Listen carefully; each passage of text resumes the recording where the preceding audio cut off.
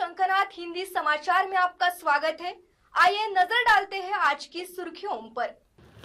Canada के साथ भारत का बड़ा सौदा, अमेरिका का मजाक उड़ाने वाला टैरिफ पर परेशान कर रहे ट्रंप को करारा जवाब। भारत अब परमाणु ऊर्जा और ऊर्जा के मामले में दुनिया में अपनी पहचान बनाने जा रहा है।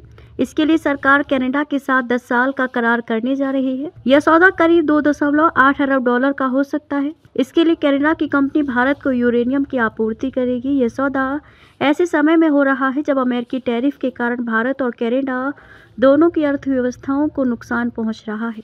दूसरी ओर चीन एक बार फिर वैश्विक आपूर्ति श्रृंखला में अपना दबदबा बनाने की कोशिश कर रहा है। भारत और कनाडा के बीच हुए इस यूरेनियम सौदे के बारे में अपडेट जानिए।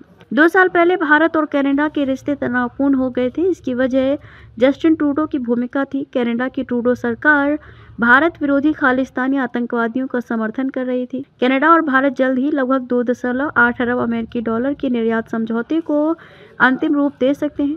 ग्लोब एंड मेल ने सोमवार को समझौते से जुड़े लोगों के हवाले से ये जानकारी दी।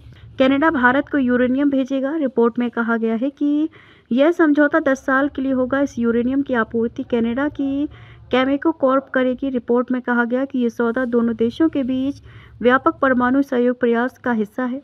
भारत सरकार, भारतीय वाणिज्य मंत्रालय, कनाडा सरकार और कनाडा के व्यापार मंत्रालय ने रॉयटर्स की टिप्पणियों पर तुरंत कोई प्रतिक्रिया नहीं दी। कनाडा के प्रधानमंत्री मार्क कार्नी ने रविवार को दक्षिण अफ्रीका के जोहान्सबर्ग में G20 शिखर सम्मेलन से इतर भारतीय प्रधानमंत्री नरेंद्र मोदी से मुलाकात की।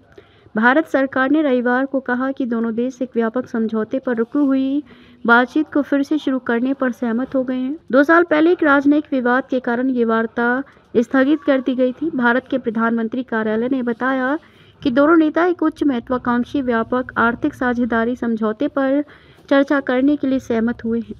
इसका उद्देश्य 2030 तक द्विपक्षीय व्यापार को दोगुना करके 50 अरब अमेरिकी डॉलर तक पहुंचाना है। आज के हिंदी समाचार में बस इतना ही। फिर मिलेंगे देश भर में घटित अहम खबरों के साथ।